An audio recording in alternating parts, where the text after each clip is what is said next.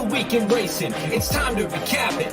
And who better to do it than Michael and Magic? Two bros/pros who cover the highs and lows of racing around the globe on every one of their shows. Real fans look forward to these guys and their last stunts, cause they know they're not talking out of their royal ascot. What they say makes sense. So ladies and gents, sit back and relax as Blinkers Off presents The Magic Mike Show, where you hear the experts speak. The Magic Mike Show. Tune into the show every week. The Magic Mike Show. You can trust the show is the bomb because it's being brought to you by RacingDudes.com. What is up, everybody? I am Mike Somich. Welcome to the Magic Mike Show, episode number 271. Magic is still doing the baby thing, but we've got a special guest today. He is the host of America's Best Racing's live shows on Saturdays of those big races. He also is a damn good handicapper and a fellow Medina Spirit member here. Dan Tordjman, how you doing, man? What's going on? I'm doing good, brother. I feel like these are big shoes to step into, man, with Magic being out. I'm honored that you have me on. And like I told Magic, I think once this show is over, you're going to start getting a big wave of people calling in, say, yo, come on, Magic, you got to come back. I can't deal with this anymore. I mean, it can't get any worse than having Aaron last time. So don't worry, man. I love that hat, too. That's a good look. Oh, how about that? I rocked it out for you guys. Oh, I'm always repping Racing Dudes. You know that. I love it, man. I love it. Well, thank you very much for joining me. We're going to cover the late pick 5 from Belmont Saturday car. We got 3 graded stakes and 2 messes of maiden special weights on the turf. Looking forward to getting into those. But before we do, probably the most commonly asked question we get is, how do you handicap? How do you get into it? So since you're a guest handicapper here this week, tell me a little bit, what products do you use? What are your favorite angles? Kind of how do you attack a race? So, I mean, you know, even though I can sometimes be, people will characterize me as being sort of a little flamboyant or out there or different. I can tell you when it comes to my handicapping, I'm pretty traditional. Like, I'm a DRF guy. Nice. Well, I pretty much just use DRF PPs, and then I back it up with Stats Race Lens. So basically, you know, just my handicapping process is I'm always trying to assess speed, trying to figure out what race shape's going to look like. And then I try to find winners from there. I suck at putting together really big multi-race tickets. I'm usually better at, you know, just kind of finding a winner in a particular race if I feel good about it. You know, trying to build a ticket around a certain horse, or, you know, if I'm getting a good enough price, putting a good win bet down on a horse. But yeah, I mean, I'm a pace handicapper, I think, first and foremost. I'll look at the PPs from the bottom up, try to get a sense for who the horses are, how they've arrived at this particular race, and then try to, you know, make a sort of projection as to where they're going to be early in the race, and then from there, how I think things might unfold. And so again, I use DRF mostly, and I always have. And then Stats Race Lens is really good for doing searches related to like pedigree, which, you know, like I have a terrible memory, so like I can't just tell you which sires are great, you know, between, you know, 8 and 10 furlongs going, you know, on the turf. I mean, I know the obvious ones, but I may not know ones at Pimlico, for example. And I'm like, you know, what do I do with this? So it's really good for customizing searches on pedigree and also trainer angles and all the rest of that stuff. So that's how I do it. I like it. Yeah, we got actually similar styles, so this should be fun. I'm a DRF, and I'm a big into the pace side as well, so that should be pretty cool. I actually caught the winner's circle that you do with Bram, and you were talking about kind of how you got to Medina Spirit, and you mentioned how you kind of attack every race as a puzzle. Do you want to go into like the puzzle idea a little bit? Because I love that style, kind of how I handicap is similar, so I want to hear more about that. Yeah, I think, you know, a lot of times it's easy for us as handicappers to fall into a pattern of like, saying, oh yeah, like I know that horse, like that horse, you know, is a dead hanger, or that horse is, you know, basically, you know, they only have this one style. But seeing as like, I think my handicapping process really heavily involves watching replays and, you know, again, assessing pace.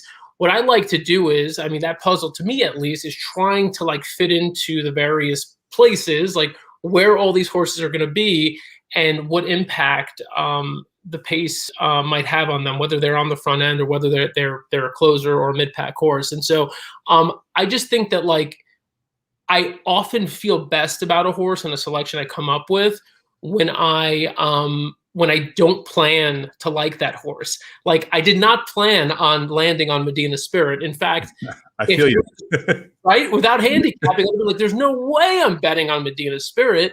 But I think if you look at the puzzle that was the Derby, for example, he figured to be on the lead. Now, granted, he got a little bit of help when Midnight Bourbon was squeezed, and obviously we know Rock Your World took had a little trouble getting out the gate as well. Who knows? But I don't think, even if they both broke clearly, that they were going to hang with Medina Spirit early. And so I think you really do have to reset every time you handicap a race and look at it as a new game.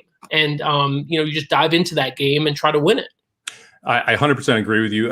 One of the things I loved about it, and I think one of the things in the Derby that you brought up is, no one's ever passed Medina Spirit, and you talked about that quite a bit.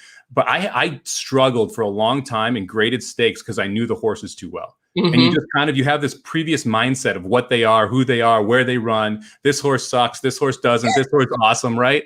And you go into races and you don't analyze the race. You analyze the horse and your preset opinion of it.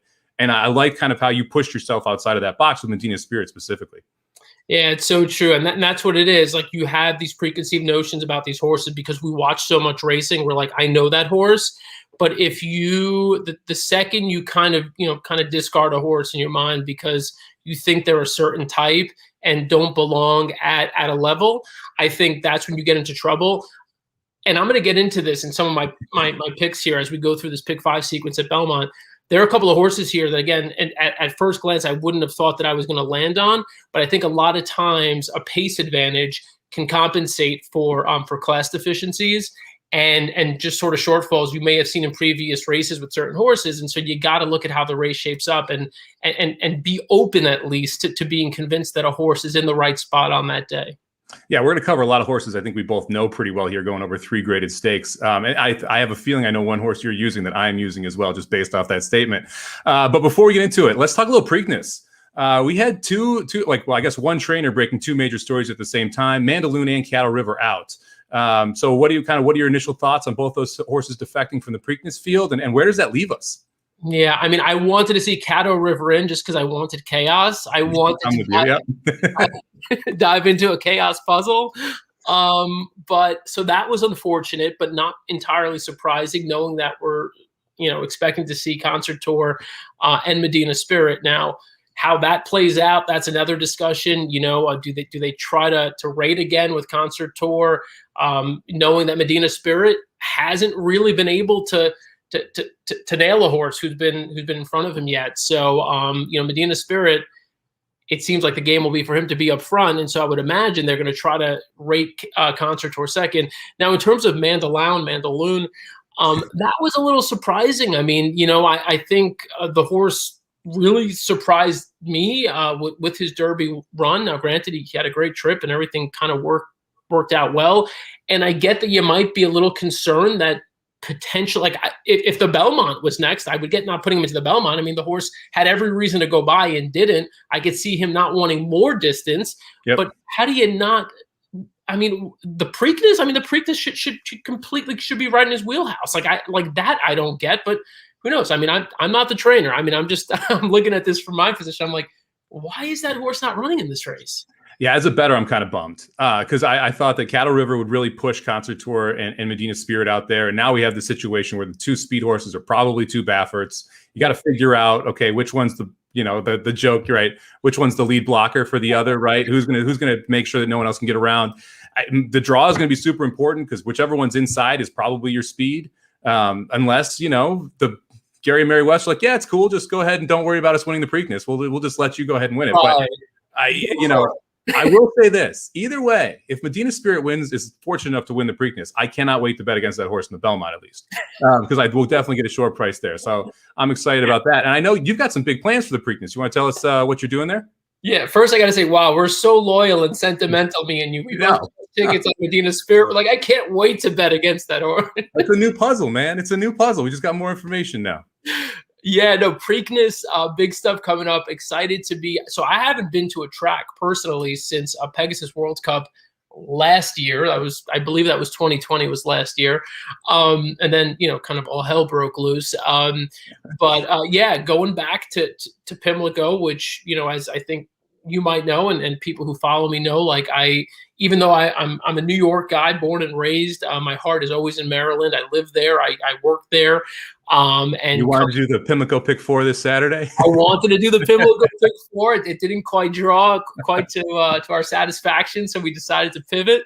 But to be honest, like if there was ever a track that I was going to be like, yes, I finally get to be back at a track, it would have to be a Maryland track. It would have to be Laurel or Pimlico. And so I'm excited. We're going to Pimlico for Preakness, and ABR is going to be streaming a live show from Pimlico, in all likelihood, right from like that infield area, not like in like the Chaos Mosh Pit concert area, which actually is like scaled back this year anyway. But from a quieter place in the infield with the racetrack behind us, just looking for just, this really, I can't wait. Bram is going to be there. Danielle Monet, who is a WWE superstar, for those who watch WWE, Summer Rae, she will be there with us. She's part of our team now, and we'll be streaming live. We'll show some of the undercard races on the live show. We'll have a bunch of guests on, so definitely tune in. That's going to be next Saturday, Preakness Day, probably starting around 4:30 or so. And I'm just pumped to be back at the track.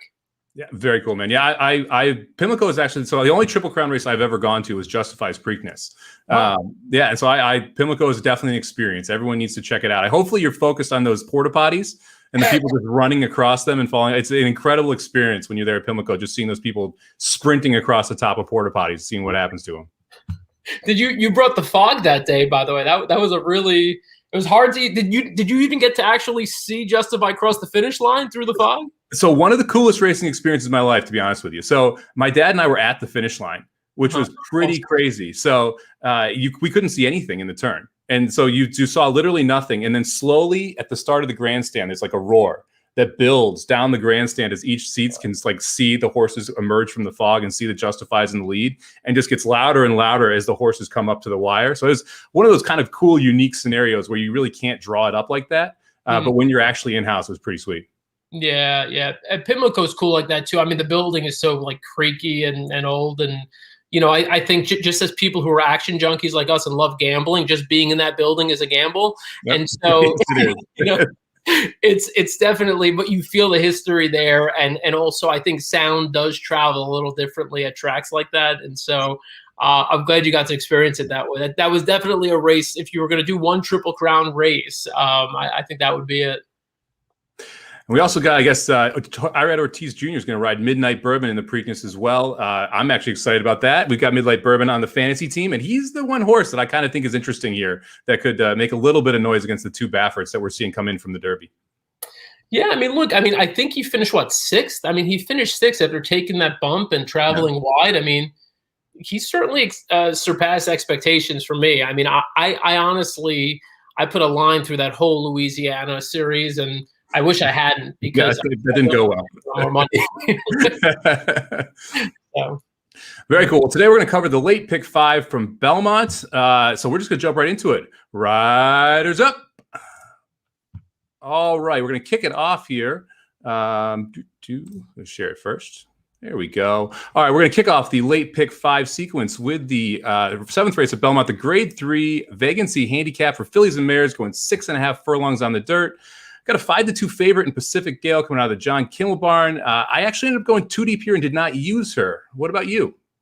I didn't use her either. I looked at this race. We talked a lot about pace.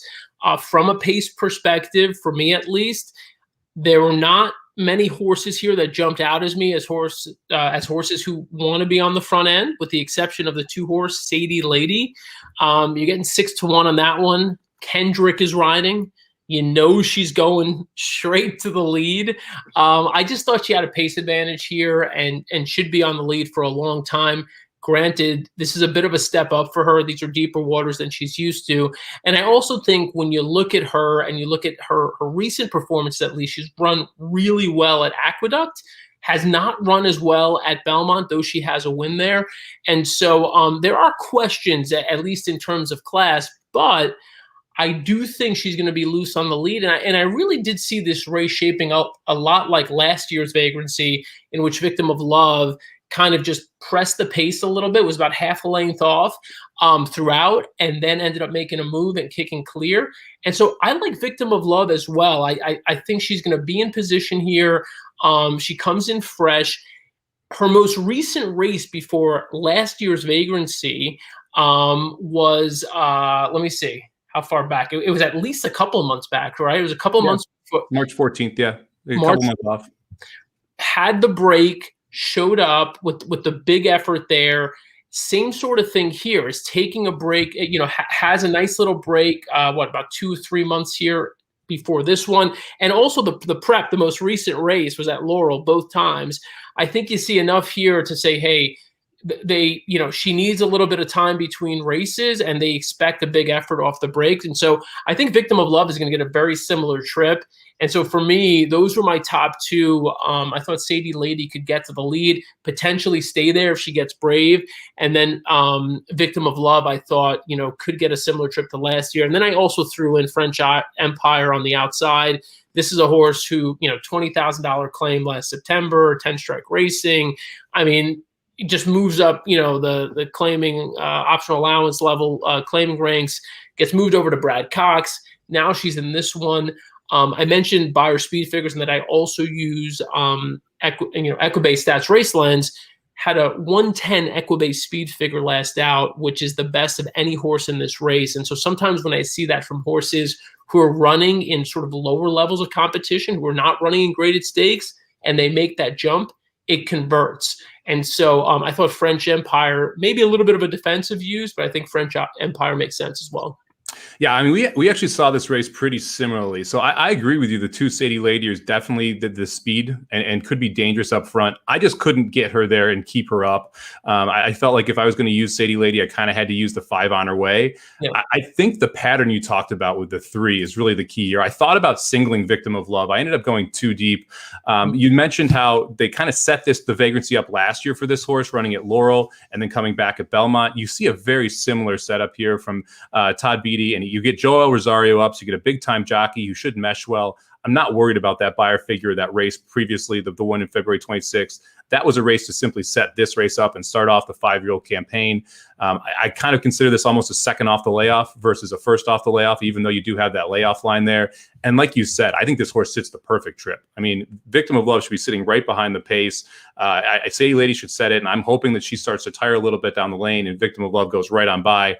I'm not so sure we get 4-1 on Saturday. I think that might be a little generous, but we'll see what happens there. I also used the 7 French Empire. One of the main reasons for me was to switch over to the Brad Cox barn. The fact that this horse is kind of getting that trainer upgrade and then coming out to Belmont here, I think this horse is absolutely ready to fire. I like both of those races at Oaklawn, and I like the progression. This horse, although it's a 6-year-old, just seems to get better and better with every race, the last 4 or 5 races. The last 2 are good enough to win this. It's one of those horses where when a horse likes to win and keeps getting better as they do it, it's a horse that I don't want to leave off a ticket. The one I went back and forth with, and I ended up not using Pacific Gale, as I mentioned. This one was really tough for me to figure out. The horse likes Belmont, but man, before those last 2 races, hadn't really put a race together in a while. What kept you away from Pacific Gale?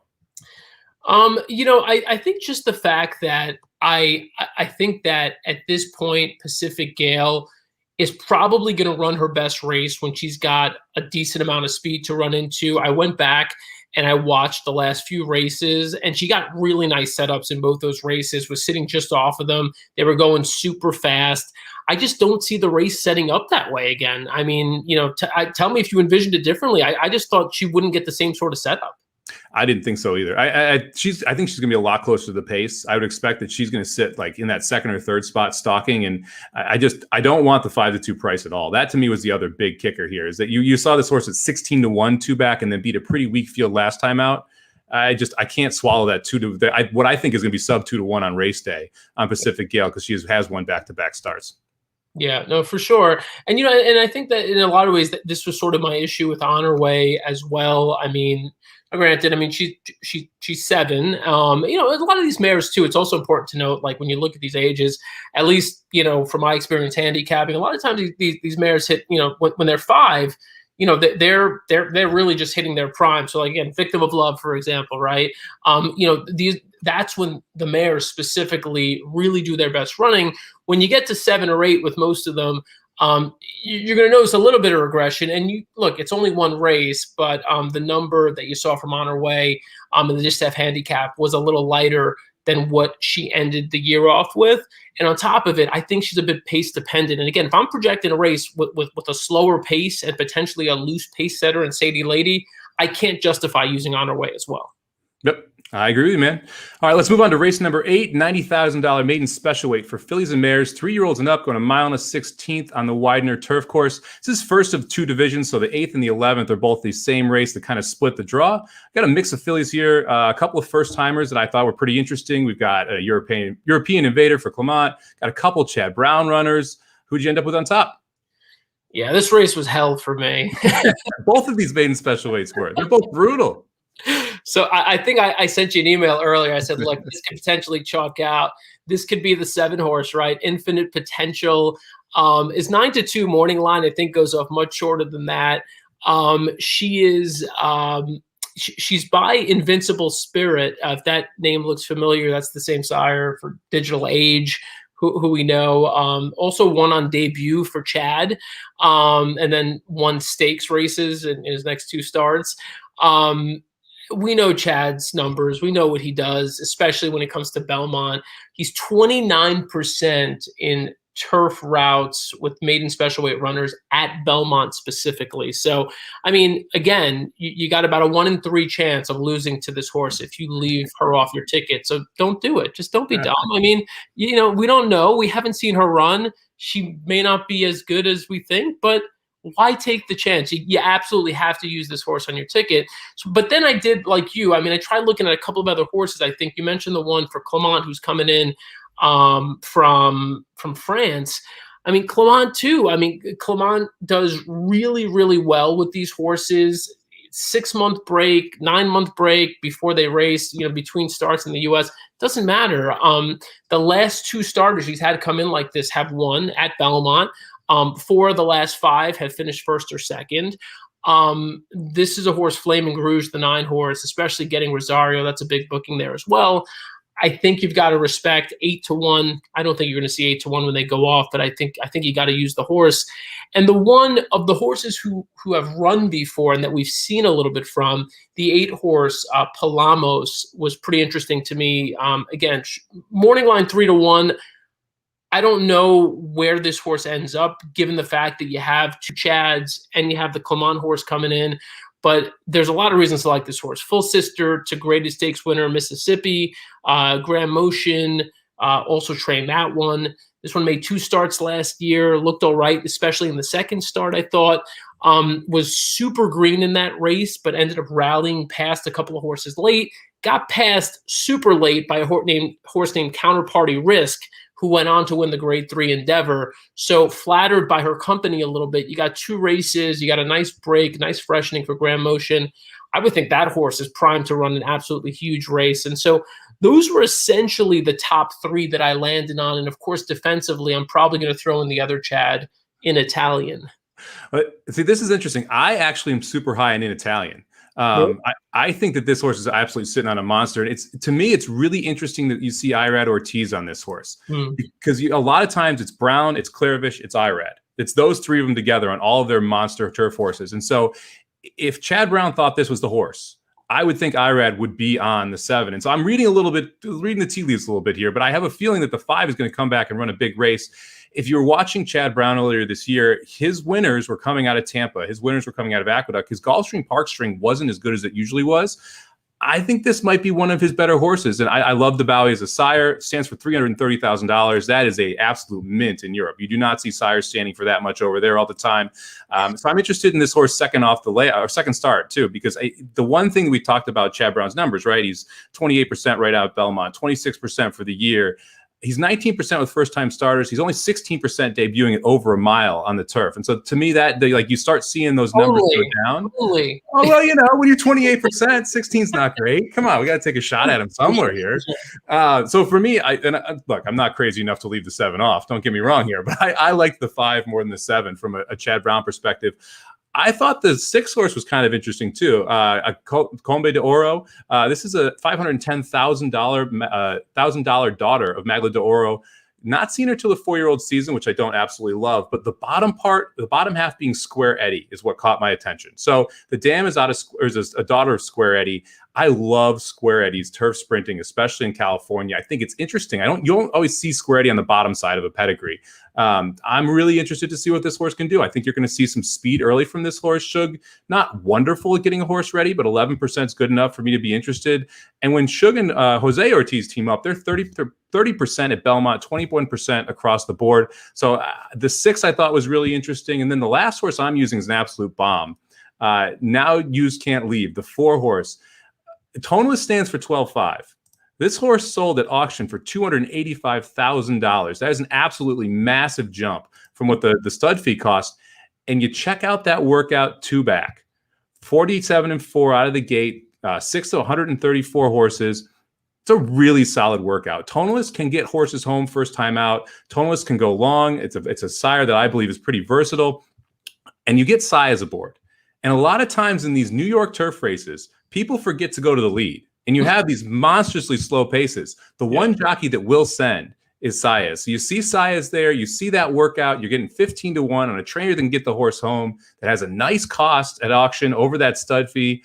I'm interested in the 15-1 price on that 4 horse. I'm really scared of your 8 and 9, if I'm being honest. Like the 8 especially scares me quite a bit. The 9 wasn't great in Europe. And yeah, the numbers coming over are pretty good. But man, the 8 could be a very good horse. So if you're looking to add another horse in this spot, to me, the 8 would be the next one in.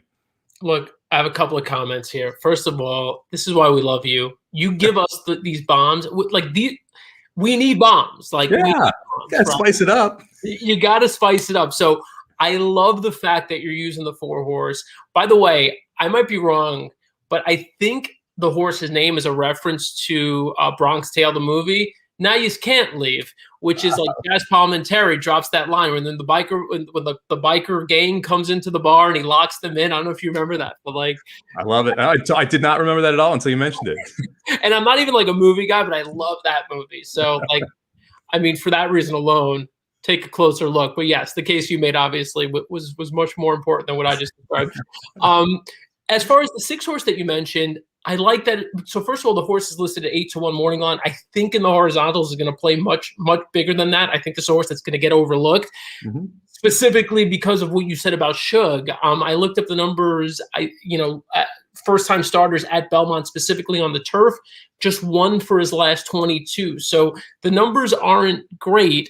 But hey, if this is that next one in that 1 for 22, you're going to get, I think, again, I think the horse is going to represent something closer to 15-1 than she is 8-1 that's listed on the morning line. So I like both of those. And I think this is, you got to make a decision. If you're confident about one of the Chads or both of the Chads, go with it.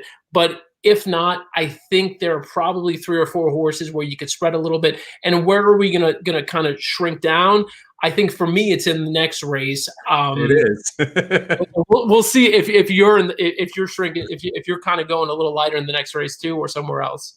Yeah, I mean, I thought this was one of those places you could try and take a shot for a price, right? And there's some, I think that there's a couple races where you can take a stand, and you're definitely doing that next race. We'll get into that in a second. But this is one of those where I thought if you're gonna spread and try and find a price, it was this race. It was the 11th.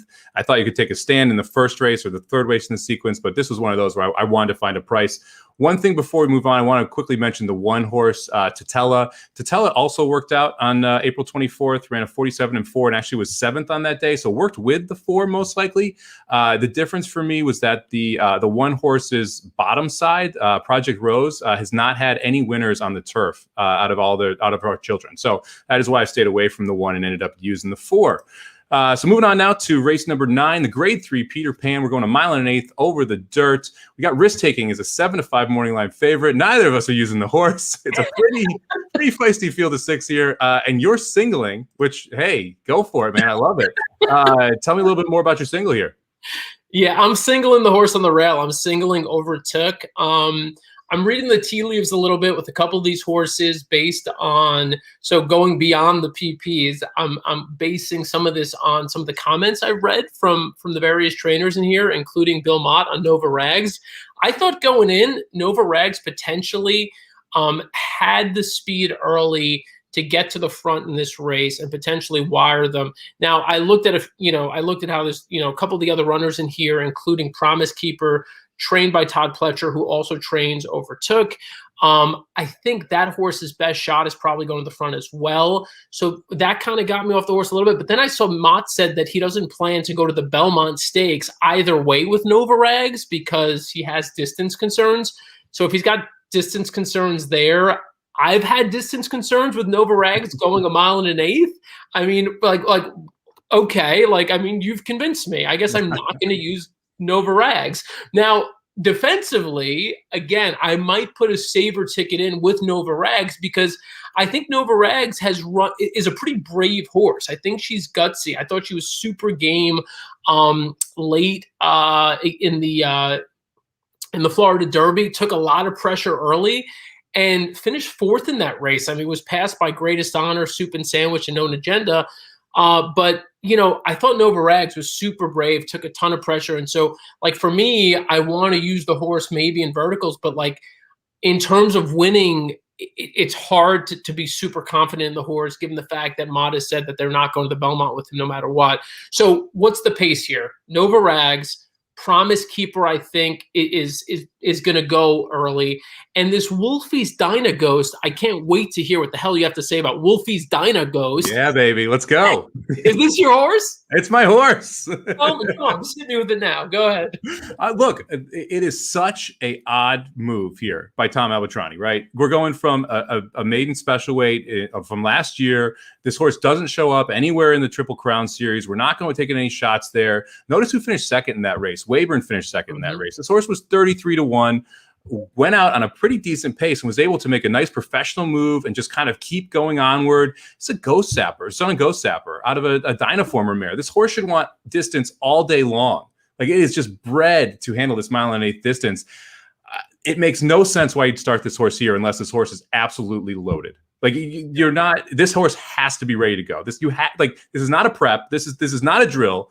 We're going all out right here. And so I had the 4 Wolfie's Dyna Ghost on top. I almost singled the 4 Wolfie's Dyna Ghost here to try and really separate myself because this was one of those ones. I mentioned the puzzle thing earlier. Mm-hmm. If I put my hand over all the names, right, then and I didn't know the odds of the horses, then I would never land on the 6 or the 2, and they're the 2 favorites in here. But knowing the names, knowing Nova Raz, knowing risk taking, I think people gravitate toward them because they know those names. They've seen those horses in big races. Right. Where I'm more interested in the 3 and the 4 who end up on my ticket, and you're single. Mm-hmm. Okay, so this is interesting. So a couple of things.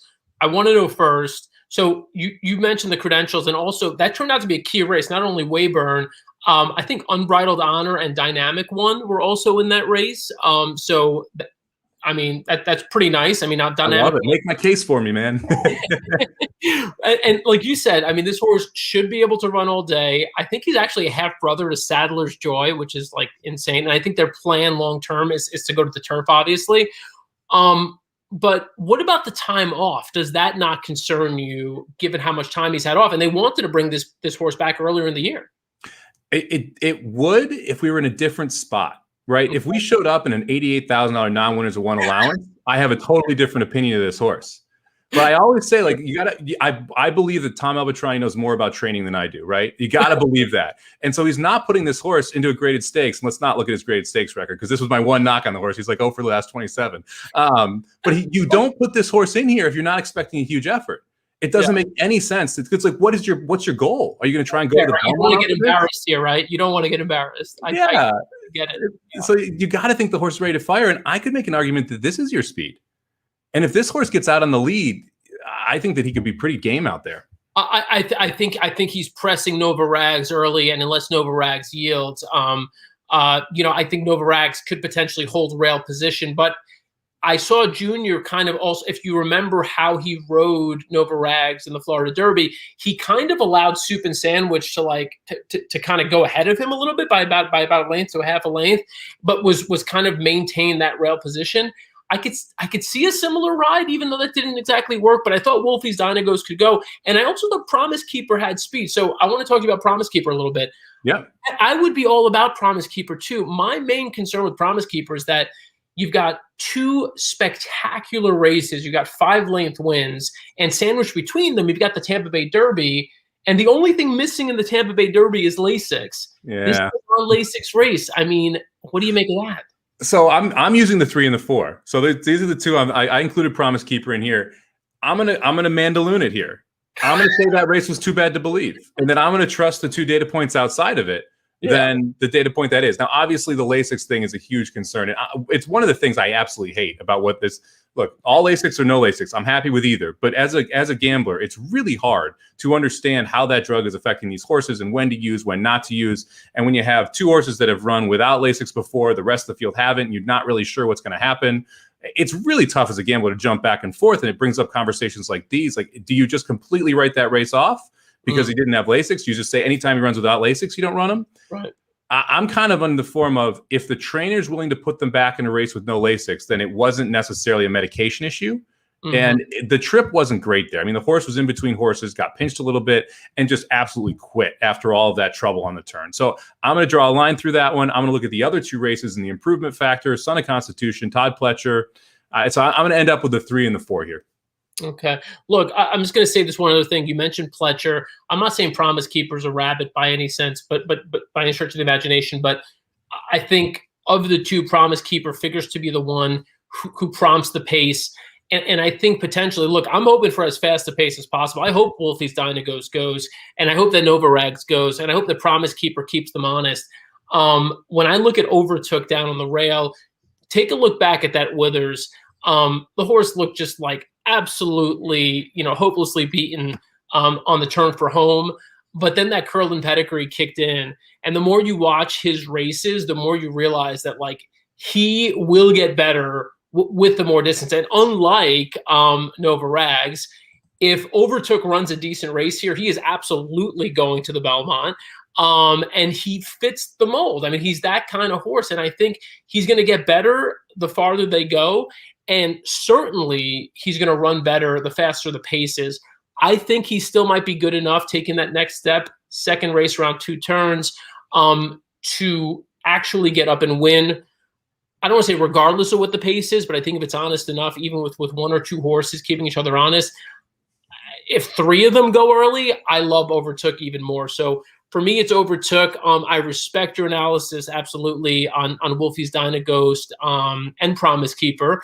And I've got Wolfie's Dynagos in my mix, and so I may need to do a little protective betting there with Wolfie's Dynagos as well.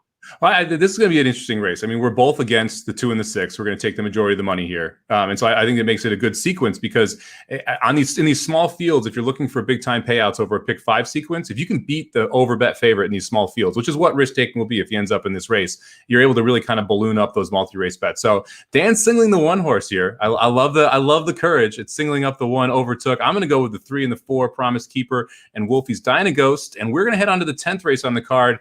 It's the feature. The Grade 1 Man O' War. We're going 1 mile and 3/8 over the inner turf course. We've got a horse shipping in here from Europe who is going to be our favorite, the 1 horse Sovereign, 8-5 on the morning line. Got Chad Brown, got Irad Ortiz, got everything going for it. You got Gufo making the 4-year-old debut all the way to the outside. Dan, who do you like here? I'm interested in your top pick, because I think we might end up on a similar horse here. Yeah, so, I mean, Sovereign, the horse that you mentioned, the Chad Brown horse down on the rail, won the Dubai Duty Free. Now, granted, that was in 2019. That was a while ago, but the horse has the credentials. We talked about Chad bringing these horses over from Europe as well. At Belmont, off of 6 months, he's 10 for his last 30, won with a couple of these horses at the meet already. I think you can't leave Sovereign off your ticket. From a pace perspective, though, I absolutely love Field Pass, the 7 horse. Posted a career best 101 last out. That was the seasonal debut. He finished 4th there in the Maker's Mark Mile. And then in terms of pace, like, I mean, I know people will be like, oh, it's, 1 mile and 3/8 on the turf. Pace doesn't matter. It does matter. If you have a classy horse that could walk for, 3/4 of a mile or a mile, they're going to be able to kick in for that last half mile. And so I think Field Pass is that. He, won wire to wire in the Audubon Stakes. That was last June. So I think there's some precedence there for this horse getting to the front and staying there, which I like. And then I emailed you before we came on live today. I said, look, I'd be an idiot if I didn't use Gufo, right? He's obviously, super classy. How do I not use Gufo?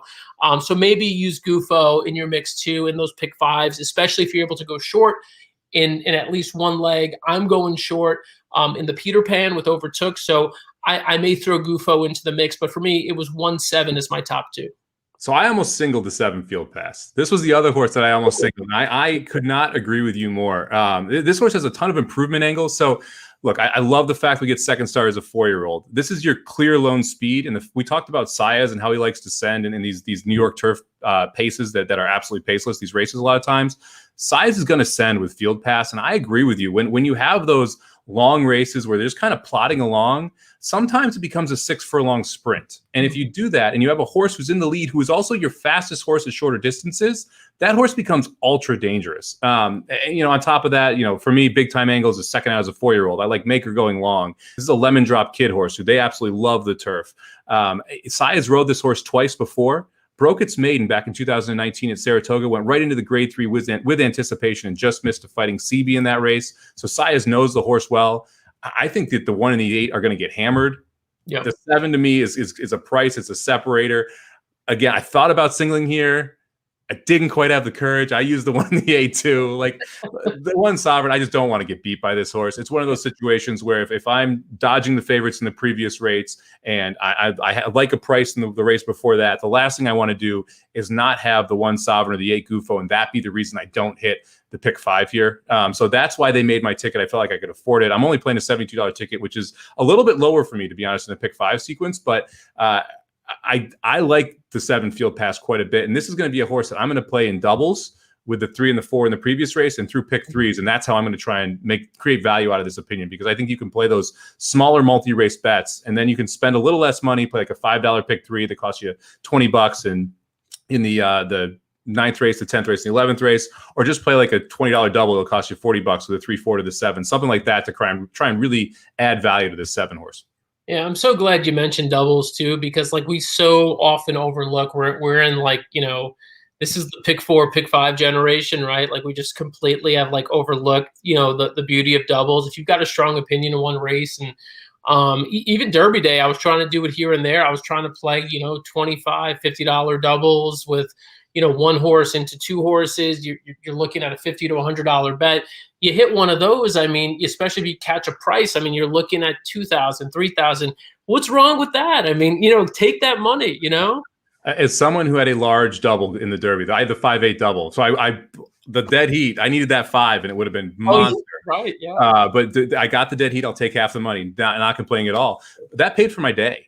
That one bet. And it's one of those things where if you can combine 2 opinions and you can string them together, it's a heck of a lot easier to hit 2 races than 5.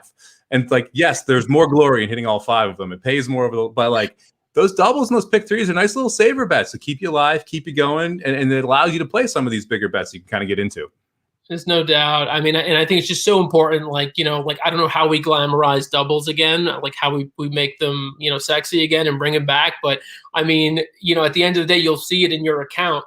If your 2 strongest opinions are in the 2nd and 3rd leg of a sequence, hammer that opinion. You're not going to be able to tweet about your pick 5 win, but you'll still have a ticket, you'll have the money, and you'll be feeling good about yourself. So I just want to point out one other thing about the Man of War, and this is sort of a little bit of a poke and a jab at Joel Rosario, who I love, obviously. He is jumping off of Field Pass to ride Gufo, but we saw last week how it works when Joel hops off one horse to go to another. So don't necessarily be discouraged if you're a Field Pass person, because obviously they don't always make the right call. It's funny. I kind of like Field Pass more that Joel dropped off him, because I think Saez is going to send him. One of the reasons I was against, I came onto the ABR feed last Saturday and I talked about how I hated Saez on Rock Your World. Yeah. Because if that horse didn't make the lead, Saez was going to pull Rosario was going to pull a Rosario and rate the horse. And the horse has never faced kickback. And sometimes you have to understand that riders have tendencies just like horses do. And in this case, I think Saez is a better fit for Field Pass in this spot. I 100% know he's going to make the lead, and Sai is going to try and wire this field. I feel comfortable knowing what the strategy is. Whereas if Rosario was on this horse, I'd kind of be concerned that he might end up like in third behind two horses. He's way faster than. So, yeah, to me, I kind of like the fact that I don't mind the switch here. I would say that Rosario overall is a better jockey than Saez, but I think Saez might fit Field Pass better than Rosario does. Yeah, watch Gufo win this race by 8 lengths now. Yeah. At least we're both using them. We got them there, so we're fine. All right, let's head on to the last race on the card here. It's a $90,000 maiden special weight. We're going a mile and a 16th on the turf. One more time. This was also an absolute head scratcher, so I think we might be able to find a price here. I only ended up too deep, even that being said. Really? But let's kick it off. Who did you have on top here? Oh, that's interesting. Yeah, no, I'm glad that you ended up only 2 deep here, because I thought this was a little bit of a puzzle, and hopefully the 2 that I landed on top are 2 of the ones you have. I have Third Draft, the 9 horse. I thought that last race was pretty impressive. Leparoux was up, and the horse kind of just started moving maybe a bit too late. I thought she was getting up the whole time and just didn't. Money Ferro just kind of outkicked her a little bit late. She was wide. But I think for me, again, when we talk about how these races might shape up pace wise, when I initially looked at this race, we do have a couple of runners in here who we haven't seen that often.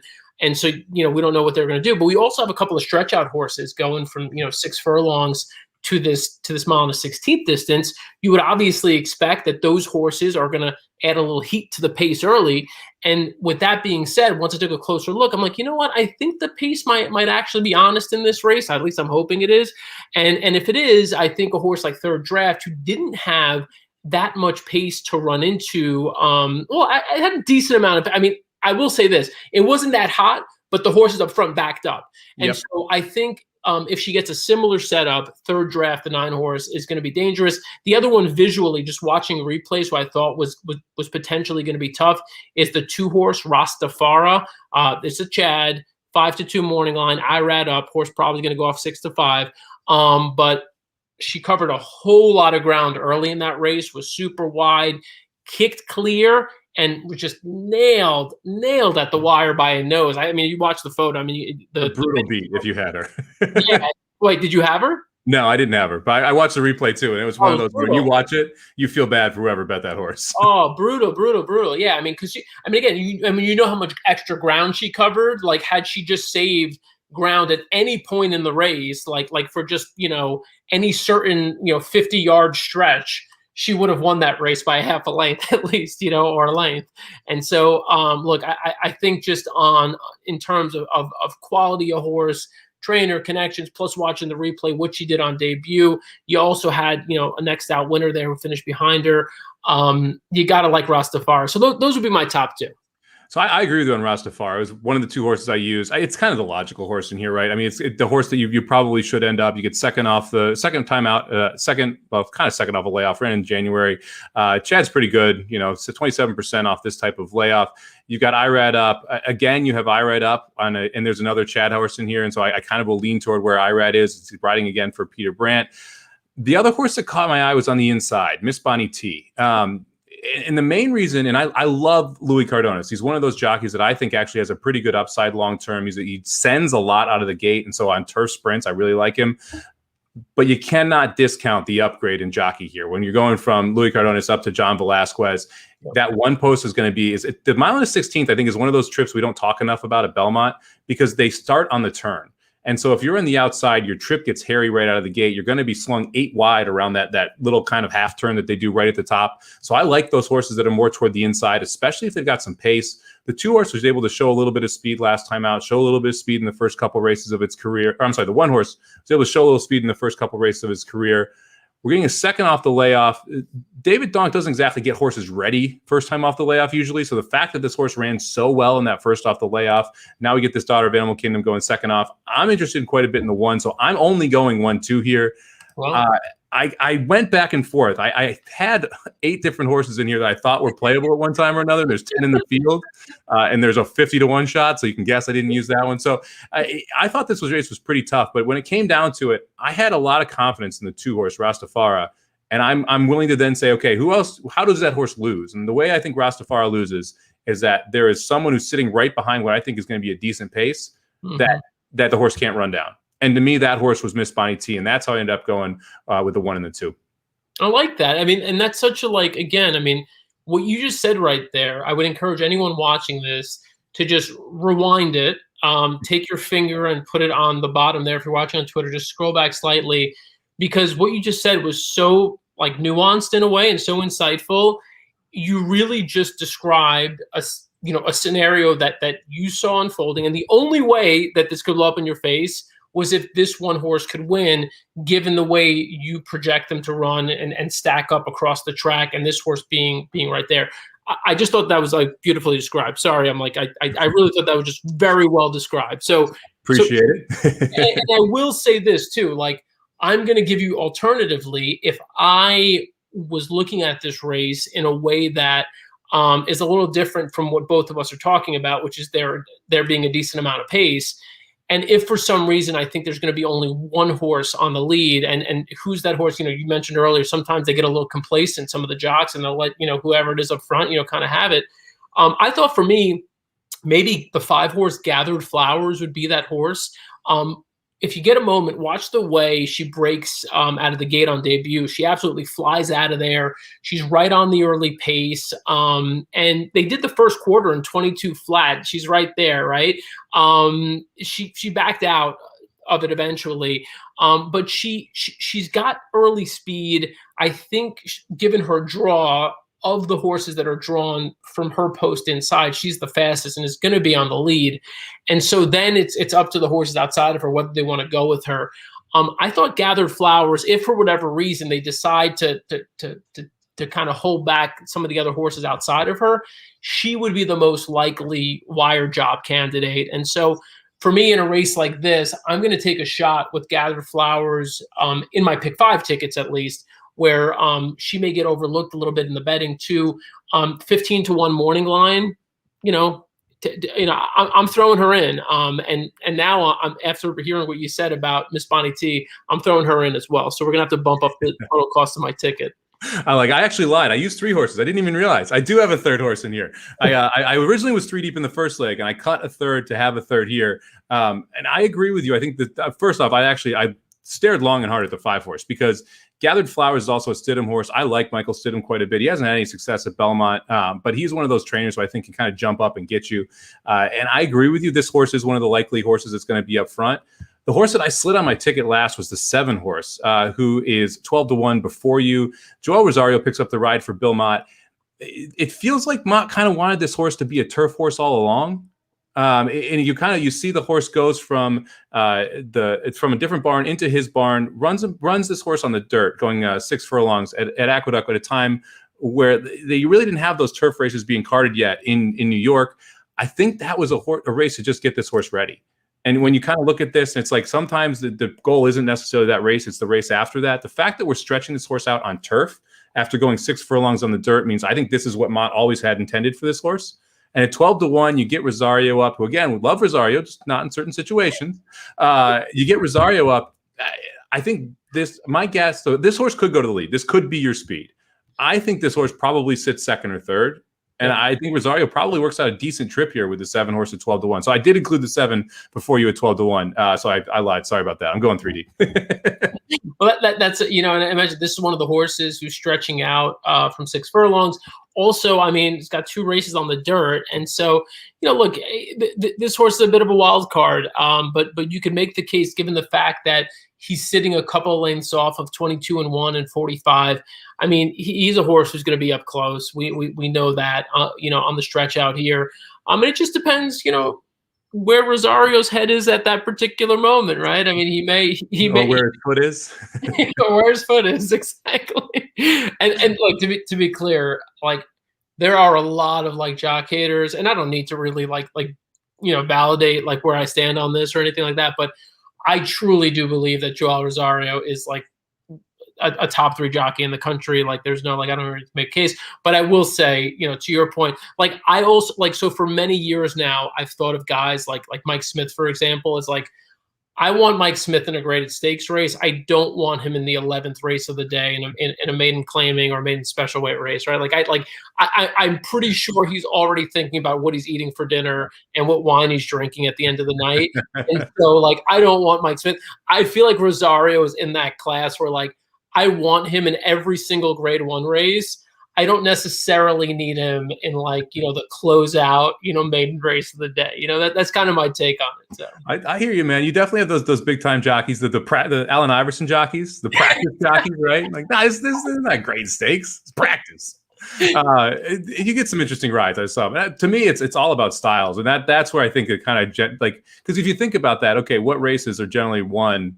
The last race of the day is usually lower level, and that usually means speed. Like that's where you want to normally gravitate toward. That's not Rosario, right? So like sometimes I think it's stylish that kind of fits with it. But I agree with you, man. There's definitely certain jockeys that you gravitate toward. And Magic would probably just be up in arms right now because I think Mike Smith, Flavian Pratt in the last is definitely one of his angles. But big jockey in the last race is a huge angle for Magic. Really? Oh, so yeah. I will share something I haven't shared with many people over the years. The people I've shared it with have all texted me whenever it happens, be like, dude, you told me about this 3 years ago, and you're totally right. Manny Franco in the last, for me, and I'm not going to lie, that's also part of the reason why I've gathered. Now we know why the 5's on the ticket. Manny Franco in the last. It's one of those, classic, you hang around the track long enough, right after the race ends, the guy like just slamming his program, screaming, smoking a cigarette. It's like, Manny Franco in the last. I told you every day, Manny Franco in the last. I love it. All right, so you're using the 2, you're using the 5. Who else you got in here? The 9. Yeah, so I actually went a little deeper in here. I'm using 9, 2, 5, 7, which you mentioned, and the 8, who's another horse on the outside who I think we don't know too much about. Well, we know a lot about just based on the fact that she's run a lot of races. But you got a new jock, you got a lot of time off, and I think this horse also can be pretty close to the pace. So just in case they don't go as fast as we think they might, the horse is 50-1, and I just want to squeeze that ticket on as long as the rest of the ticket is not going to be that big, and I think I can go smaller in other legs. Yeah, Malibu Moon out of a tail of the cat mare as well. So the horse should like turf. It's only tried it once, made the lead, and then kind of fell off. But that was at 6 furlongs too. So they went 22.46. So went pretty fast early, and definitely could be in the mix there early in the race. Yeah, that's what I was thinking too. And again, I mean, these stretch out horses, this one in particular only has one race on the turf. There are enough question marks there to where I know she's not going to be on many tickets. And if I'm alive, I want to like look up at the board and be like, okay, cool. I could also cash for 15,000 here. That's nice too. It's definitely a balloon. It'll definitely balloon those prices up for you. Yeah, that's my mindset with Super Blood Wolf Moon. A great name too. That's the type of name that wins the last at Belmont on these type of days. All right, let's go over the tickets real quick. So I'll give mine out, and then we can run through Dan. So I'm going to play a 50-cent ticket. Go 3-7 with 4-5 6-7 with 3-4 with 1-7-8 with 1-2-7 for 50 cents. That'll cost you $72. All right. So here's your ticket going by the screen now. I see it. I'm going to wait till mine comes up so not to confuse. There it is. 2-3-7 with 7-8-9 with 1. The single overtook with 1-7-8 with 2-5-7-8-9, 67.50. There's got to be a winner amongst those two, right? I mean, there's no way they both lose, right? No way. Guaranteed money right there. Well, Dan, thank you very much for joining me. Really appreciate it. I know it's the first time on the Magic Mike Show. Appreciate you jumping on. And obviously, I thank you for having me on the America's Best Racing stuff as well. Anything else you want to talk about here before we take off? No, this was a blast. Just want to say thank you. I hope we see Magic back soon, but obviously not rushing anything. Enjoy your time. Enjoy this time, which is super special time. Sending just mad love out to him and. Just thrilled to be here and happy to be on with the racing dudes. Much love to everything, you guys, what you do. I think you all put in a ton of work and I'm just glad to be a part of it in a small way. Awesome, man. Yeah, I appreciate it. Thanks again for coming on. And everybody, we'll be back on Monday, go over these tickets, talk about the Belmont Pick 5, and then I'm sure we'll start talking about the Preakness as well, as we're only about a week from there. So till next time, hope all your photos are winning ones. The Magic Mike Show, where you hear the experts speak. The Magic Mike Show. Tune into the show every week. The Magic Mike Show. You can trust the show is the bomb because it's being brought to you by RacingDudes.com.